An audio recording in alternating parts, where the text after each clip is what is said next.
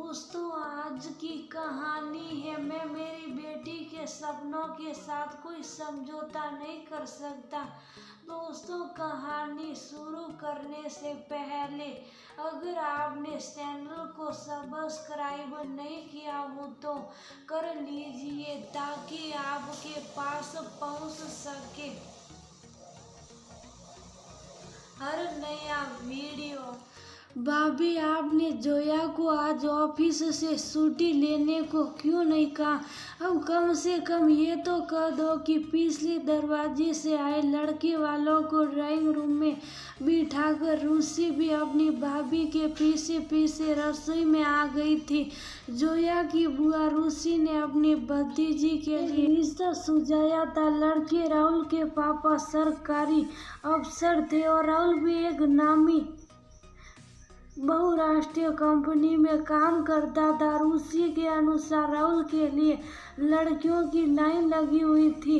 एक अनाथ सौ बीमार वाली कहावत चरितार्थ थी। वैसे भी अच्छे लड़के गुड़ की डली जैसे होते हैं जिस पर मक्खियां भिन भिनाती रहती हैं। दूसरी ओर जोया एक सपने देखने वाली स्वाभिमानी लड़की थी जिसके लिए करियर भी महत्वपूर्ण था। जोया का मानना था कि करियर जिंदगी का एक हिस्सा है, पूरी जिंदगी नहीं। वैसे ही शादी भी एक जिंदगी का एक हिस्सा मात्र है, पूरी जिंदगी नहीं। जोया की कंपनी में आज उसका एक महत्वपूर्ण प्रेजेंटेशन था और इस प्रेजेंटेशन पर उसकी सीनियर मैनेजर की प्रमोशन टिकी हुई थी।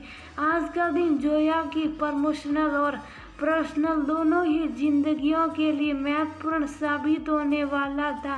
दीदी, आप तो अपने भैया को जानती ही हो, दोनों बाप बेटी जब एक हो जाते हैं तब किसी की भला कहाँ सुनते हैं। आप तो आराम से लड़के वालों के पास जाकर बैठो। भाभी, आप तो सब निस समझती हो। रसोई से बाहर जाते हुए जोया की बुआ रूसी ने कहा और बाहर ड्राइंग रूम में जाकर बैठ गई। हमारा राहुल तो इसी साल विदेश जा रहा था, लेकिन मैंने कहा कि एक बार शादी हो जाए फिर कहीं भी जाना।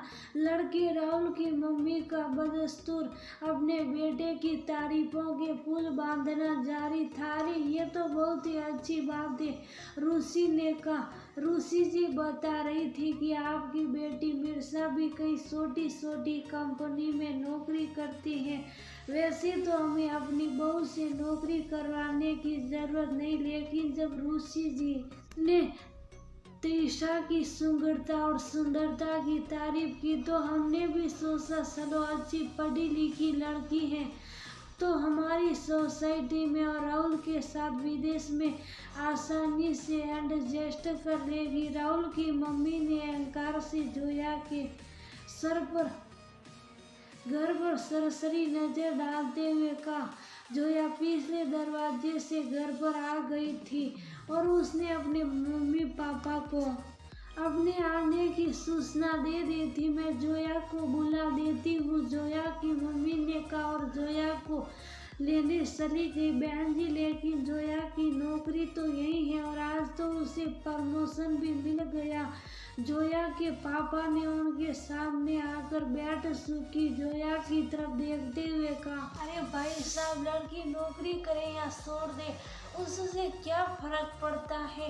लड़की कोई भी नौकरी करे, अंत में तो घर और बच्चे तो उसे ही संभालने। वैसे भी हमारा राहुल इतना ही संभालते हुए कमाता कि उसकी पत्नी को नौकरी करने की जरूरत नहीं। राहुल की मम्मी ने गर्व से कहा, बहन जी, हमारी बेटी भी इतनी कमाती है कि एक परिवार का पेट पाल सकती है। हर बार करियर या परिवार में से चयन कर देवेंद्र लड़की के सामने ही क्यों आई। जोया अपना करियर और देश छोड़कर केवल किसी की पत्नी मात्र बन कर रह सकती।